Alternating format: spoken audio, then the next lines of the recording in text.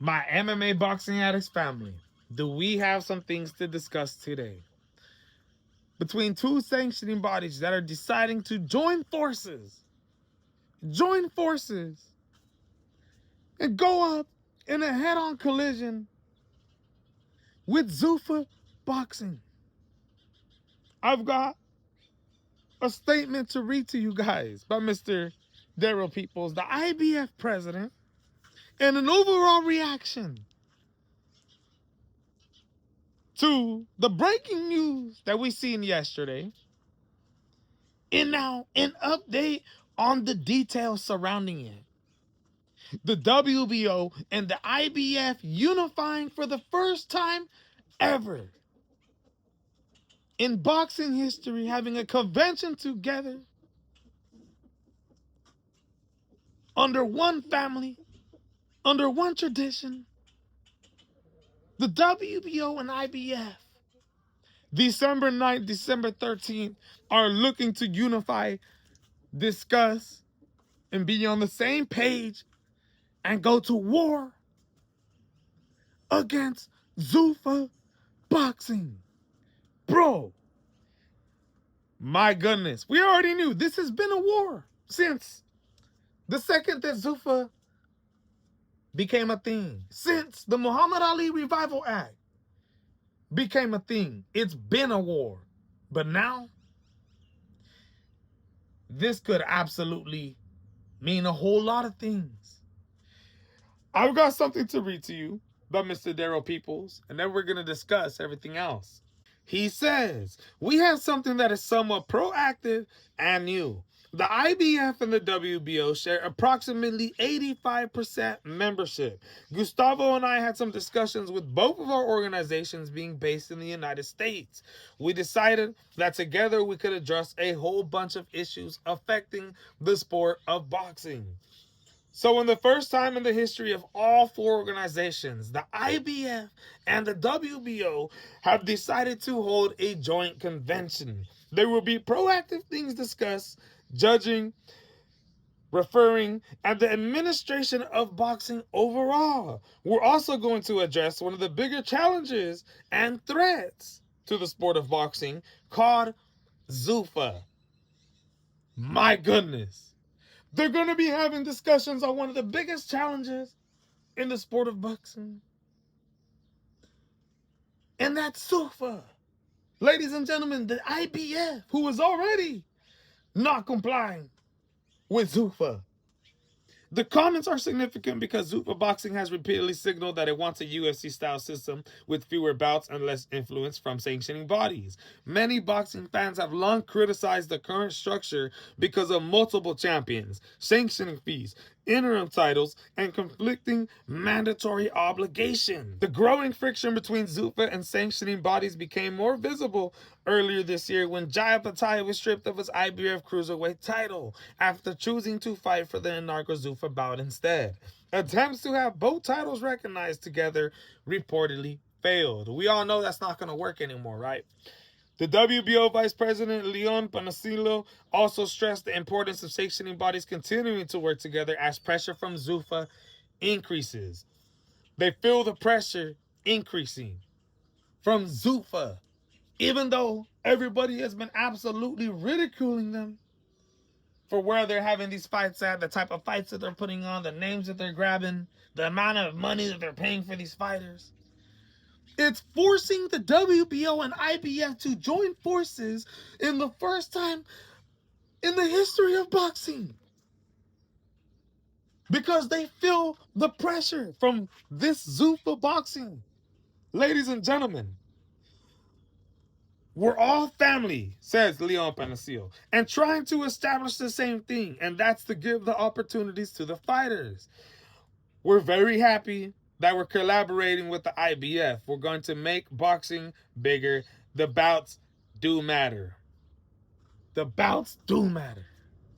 Bro, that to me just lets me know, it confirms to me that Zuffa is doing the right thing here when it comes to applying pressure, when it comes to going head on with these sanctioning bodies. Bro, 10 years ago, 5 years ago. When was the IBF and the WBO going to have a joint convention together? Never. Not until this new kid on the block came in, created the Muhammad Ali Revival Act, started taking fighters, started messing with your champions. Now, Zuffa has forced this upon them. And this could be either absolutely horrible or just bad. Absolutely horrible for Zuffa boxing, as in, if the WBO is willing to do exactly what the IBF did, and it's not recognized or them not sanctioning their bout in a world title fight if the Zuffa world title is on the line. So we've got a lot of these Zuffa boxers: Richardson Hitchens, Edgar Berlanga, Jairo Pataya, Connor Ben. These dudes want to still compete under the sanctioning bodies and win world titles. But in order to do that, they've got to not fight for a Zuffa world title and just have work for Zuffa boxing as they're just the promoters. So if the WBO does exactly what the IBF does, that's worse for the boxer who decide to go to Zuffa boxing, because now you know, oh, god damn. The WBO, look at some of the WBO champions that we have right now in the sport of boxing. Devin Haney, huh? You might have Jerome Boots Ennis become a WBO, WBA champion this week. I'm not saying Boots is going to Zuffa boxing. Look at Shakur Stevenson, WBO. These fighters, what if they decided to go to Zuffa?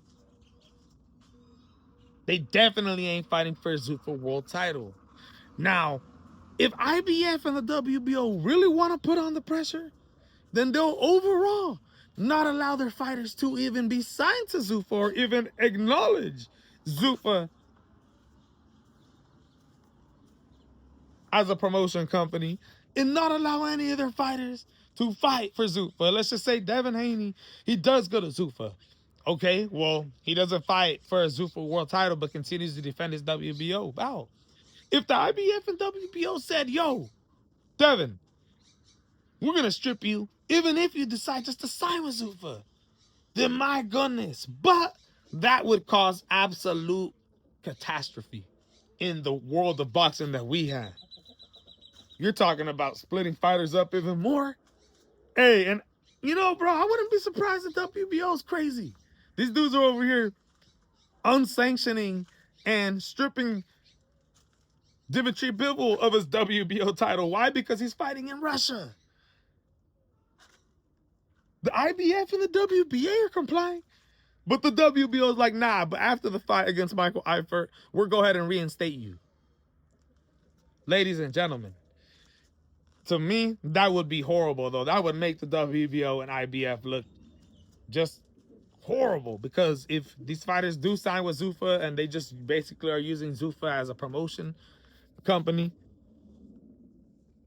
yes, sign under the banner and all that, but not fighting in the Zuffa numbered events, but under Ring magazine cards, not having to wear everything Zuffa, Zuffa gloves, Zuffa shorts. Y'all think Devin Haney and these dudes is really gonna do that? Y'all better pay a goddamn bag. Huh? Connor Ben wasn't like that in his fight with Regis Prograis. These fighters are getting signed to Zuffa because they're being promised these huge Netflix cards. Turkey Sheik, dude owns what? 65, 60%. And is funding all of Zuffa. Right? So that would just look absolutely horrible on the WBO and the IBF. I don't see that as a possibility. But they're going to get together in a joint convention, and they definitely are going to try to discuss some ways to go against Zuffa. And that's absolutely breaking news, man. Like I said, that confirms to me that Zuffa's pressing the issue. Let me know what you guys think. It's absolutely breaking news. I'm out.